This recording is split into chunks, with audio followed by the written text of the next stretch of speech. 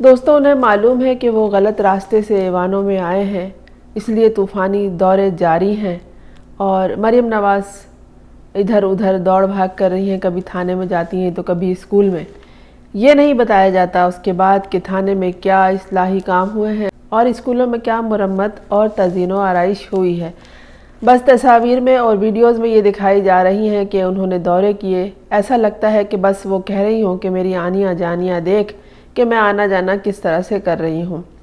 ابھی قلمدان سنبھالے جمعہ 8 دن نہیں ہوئے کہ ابا حضور کے تصویروں والا آٹے کا پیک مارکیٹ میں آ گیا۔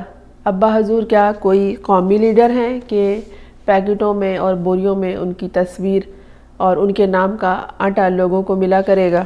کام کرنے والے کام کر چکے ہوتے ہیں اور وہ بہت پہلے سے کام کر رہے ہوتے ہیں، وہ عوامی خدمات کو بہت گہرائی کے ساتھ ادا کر رہے ہوتے ہیں، اس کے بعد انہیں کچھ حاصل ہوتا ہے، عوامی پذیرائی حاصل ہوتی ہے۔ لیکن ہم یہ چاہیں کہ راتوں رات کسی سے ساز باز کر کے، کوئی جوڑ توڑ کر کے کوئی عہدہ حاصل کر لیں اور خاص طور پر اقتدار حاصل کر لیں تو بس خواب و خیال میں بھی یہی سمایا رہتا ہے کہ اب گئے کہ تب گئے، تو جتنی دوڑ بھاگ کرنی ہے کر لو۔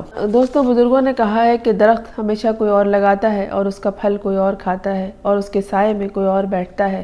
بالکل اسی طرح نصاب کا بھی حال ہے کہ نصاب کوئی اور بناتا ہے، یعنی سلیبس کوئی اور بناتا ہے اور اس پہ عمل درآمد کوئی اور کرواتا ہے، اور اس سلیبس کو جو پڑھتے ہیں وہ اور اسٹوڈنٹس ہوتے ہیں اور یہ سالہ سال پڑھا کرتے ہیں۔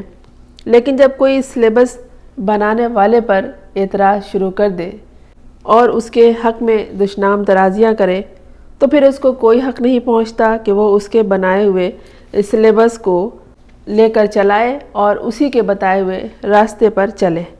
اور ادھر تو یہ حال ہے کہ الٹا چور کوتوال کو ڈانٹے کے مصداق اس کے طور طریقے کو اپنایا جا رہا ہے جس پہ اعتراض ہے، جسے غلط کہا جاتا ہے، اور یہ بتایا جاتا ہے کہ اس شخص میں دنیا کی تمام برائی ہے، تمام خرابیاں ہیں۔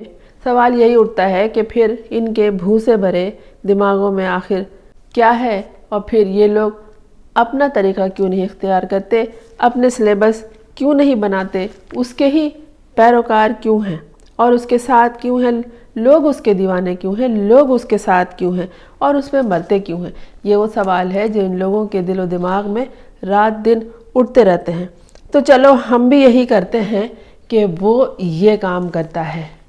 نقل کرنے والے بڑی آسانی سے یہ سوچ لیتے ہیں، ہم کیوں اپنا نیا راستہ بنائیں، نئی ترکیبیں سوچیں، اس نے جو کام کیا ہے وہی ہم بھی کرتے ہیں۔ ہم ایک کینسر اسپتال کا اعلان کرتے ہیں اور جیسے ہی ٹویٹر پر یہ خبر آئی، ٹویٹر نے اس خبر کی وضاحت کر دی کہ پاکستان میں ایک جدید ترین بہترین کینسر ہسپتال پہلے سے موجود ہے۔ لیکن جناب، نقل کے لیے بھی عقل چاہیے، تاہم جب عقل ہو اور وہ بھی بھینس کے مانند ہو تو سوائے ڈکارنے کے اور کچھ نہیں ہو سکتا۔ آئیڈیاز چرانے کا تو سنا تھا، لیکن راستہ چرانا اب دیکھا ہے۔ جسے آئیڈیا چرانا نہیں آتا وہی راستہ چراتا ہے، یعنی اسی راستے پہ چلتا ہے جو دوسروں کا ہوتا ہے، اپنی اس کی نہ کوئی چال ہوتی ہے اور نہ چلن ہوتی ہے۔ چلو اتنا بھی ٹھیک ہے، لیکن دل میں ذرا بھی مخلصی نہ ہو تو پھر سب کچھ اداکاری لگتی ہے۔ اگر آدمی ذرا سا بھی دوسروں کے معاملات تو چھوڑے، اپنے معاملات میں بھی، اپنے آپ میں بھی، اس وقت میں بھی، اس لمحے میں بھی وہ مخلص نہ ہو جس لمحے سے وہ گزر رہا ہے یا جس لمحے کو وہ گزار رہا ہے، تو پھر یہ سب اداکاری ہوتی ہے۔ لیکن بہت سے لوگوں کی اداکاری بھی جاندار نہیں ہوتی اور شاندار ہونے کا تو سوال ہی نہیں ہے۔ پنجاب کے وزارت اعلیٰ کو سنبھالنے کے بعد مریم نواز شریف کے طوفانی دورے شروع ہو چکے، کبھی تھانے میں، کبھی اسکول میں، تو کبھی کہاں تو کبھی کہاں، کبھی ادھر تو کبھی ادھر۔ ہمیں بس وہی یاد آ جاتا ہے کہ ایک بندر کو جنگل کا بادشاہ بنا دیا گیا، تو کبھی ادھر لٹک رہا ہے، کبھی ادھر لٹک رہا ہے، کبھی ادھر پھدک رہا ہے، کبھی ادھر شاخ پہ جھول رہا ہے۔ تو کسی جانور نے اس سے کہا، میاں بادشاہ بن گئے ہو، یہ کیا کرتے پھر رہے ہو؟ اس نے کہا، یہ سب چھوڑو، میری آنیاں جانیاں دیکھو کہ میں کس طرح اچھلنا کودنا پھدکنا لٹکنا کر رہا ہوں۔ بس ادھر بھی یہی حال محسوس کروایا جا رہا ہے، ہم نہیں کہتے، جو نظر آ رہا ہے وہ سب کو نظر آ رہا ہے۔ آٹے کی بوری وہ بھی ابا جی کے فوٹو والی، یعنی آٹا بھی ابا جی کا صدقہ خیرات عوام کو ملے گا۔ تصویر لگانے کی کیا ضرورت ہے؟ آپ کے ابا جی کو کون نہیں جانتا؟ لوگ ایک دوسرے سے پوچھیں گے بھائی تمہیں یہ آٹا کس نے دیا، تو وہ یہی کہیں گے بھائی مریم نواز نے دیا ہے، جو نواز شریف کی بیٹی ہے۔ اب تصویر چپکوانے کی کیا ضرورت ہے؟ کوئی یہ تو کہنے سے رہا نہ کہ یہ اس کو عمران خان نے دیا تھا۔ بھوکے لوگوں کے منہ میں جب لقمہ ڈالا جائے، بچوں کو دودھ اور بڑے بوڑھوں کو روٹی دے دی جائے، اس کا انتظام کر دیا جائے، تو یہ لوگ کبھی نہیں بھولتے کہ جب ہم بھوکے تھے تو ہمیں سیر بھر کے کھانا نصیب ہوا تھا، اور کس نے ہمیں یہ فراہم کیا تھا؟ رزق دینے والا تو اللہ ہے، لیکن وسیلہ انسان ہوتا ہے، یہ لوگ کبھی نہیں بھولتے۔ لیکن اگر آپ کے کام میں مخلصی ہے، آپ دل سے سوچیں گے لوگوں کے لیے، تو آپ کو کہنا نہیں پڑے گا کہ میرا نام یاد رکھو، لوگ آپ کا نام یاد رکھیں گے۔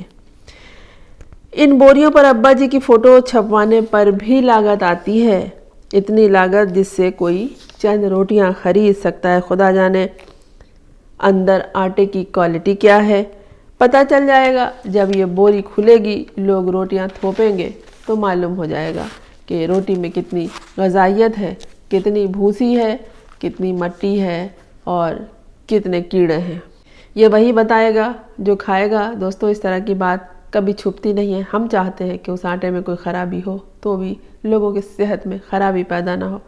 اپنے حزب اختلاف کی عورتوں کو جیل میں بھر کر اور مردوں کو شہر بدر کروا کے، جیسے عمران ریاض کو کروایا ہے، اور خود وزارت اعلیٰ کی کرسی پہ ایک خاتون بیٹھ جائیں، اور جیلوں میں جو سیاسی قیدی کو تو چھوڑ دیں، جو عام عورتیں قید ہیں، جب کوئی نیا کسی مسند پہ بیٹھتا ہے حکمران، تو لوگ جیل میں خاص طور پہ بیٹھے ہوئے لوگ انتظار کرتے ہیں کہ شاید ہماری کوئی گلو خلاصی ہو، ہمارے لیے کوئی اعلان ہو، لیکن ایسا ہونے کی کوئی امید نہیں ہے، کیونکہ عوام نے کون سا ان کو ووٹ دیا ہے کہ عوامی خدمات کے لیے یہ سامنے آئیں گے۔